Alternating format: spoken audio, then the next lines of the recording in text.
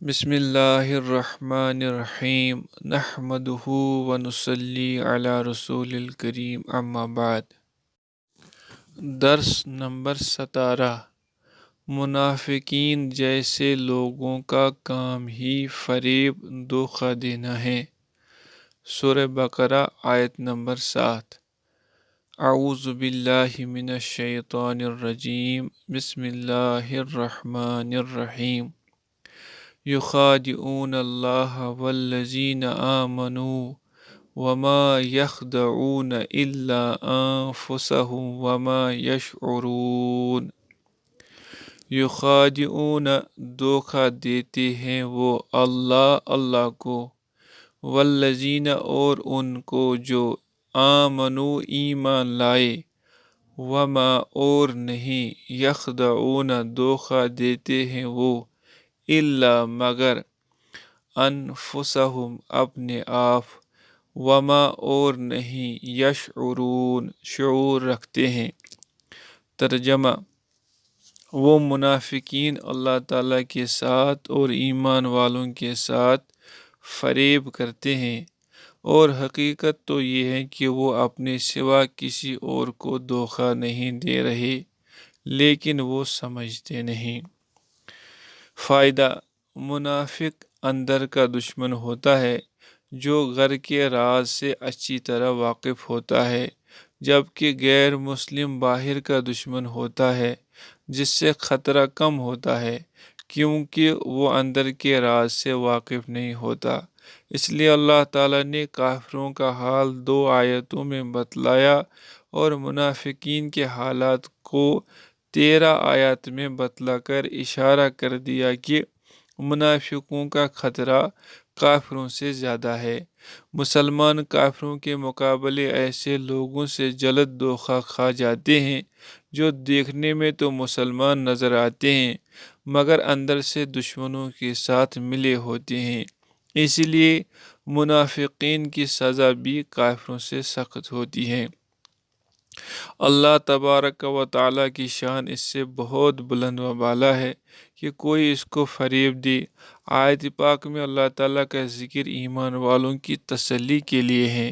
اس سے بندہ مومن اور اللہ تعالیٰ کے درمیان قائم ربط و تعلق کا بھی پتہ چلتا ہے کہ اللہ تعالیٰ کا ایمان والوں سے کتنا گہرا تعلق ہے کہ ان کے معاملات اور حالات کو اپنے معاملات اور حالات قرار دیتے ہیں۔ اللہ تعالیٰ انہیں اپنے ساتھ ملاتے ہیں اور ان کے دشمن کو اپنا دشمن اور ان کے خلاف کی جانے والے سازشوں کو اپنے خلاف سازشیں قرار دیتے ہیں۔ یہ اللہ تعالیٰ کی انتہائی شاہانہ کرم نوازی اور عزت افزائی ہے، جس سے مومنوں کی قدر و منزلت انتہائی عروج تک جا پہنچتی ہے، جس سے اس بات کی تصدیق ہوتی ہے کہ اس کائنات میں اللہ تعالیٰ پر ایمان رکھنا، اللہ تعالیٰ پر بھروسہ رکھنا ایک عظیم ترین حقیقت و نعمت ہے جس سے مومن کو سکون ملتا ہے۔ جب وہ دیکھتا ہے کہ اللہ تعالیٰ ایک مومن کے مسائل اور مشکلات کو اپنے وسعت قدرت میں لے لیتے ہیں، اپنے طرف منسوب کر لیتے ہیں، اس کا دشمن اللہ کا دشمن بن جاتا ہے، پھر ایسے لوگوں کی سازشوں، دھوکہ دڑیوں اور اعزا ثانیوں کی کوئی پرواہ نہیں رہ جاتی۔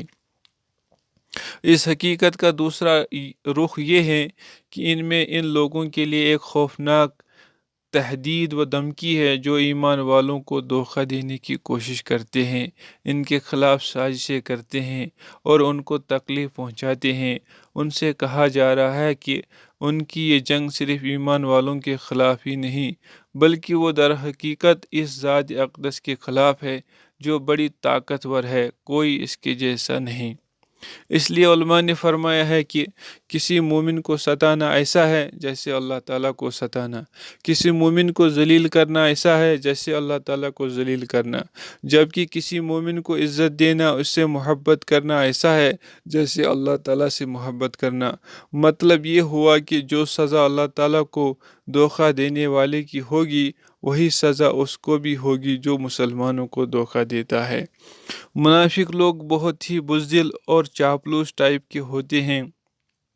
وہ کبھی حقیقت کا مقابلہ نہیں کر سکتے۔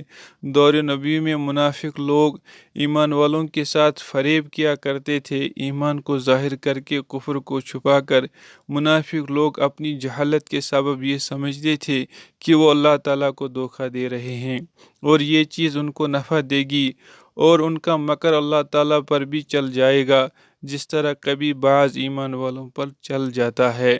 اللہ تعالیٰ فرماتے ہیں کہ وہ اس غلط فہمی میں مبتلا ہے کہ ان کا یہ دوغلا پن ان کے لیے مفید ہوگا، حالانکہ یہ رویہ ان کو دنیا میں بھی نقصان پہنچائے گا اور آخرت میں بھی۔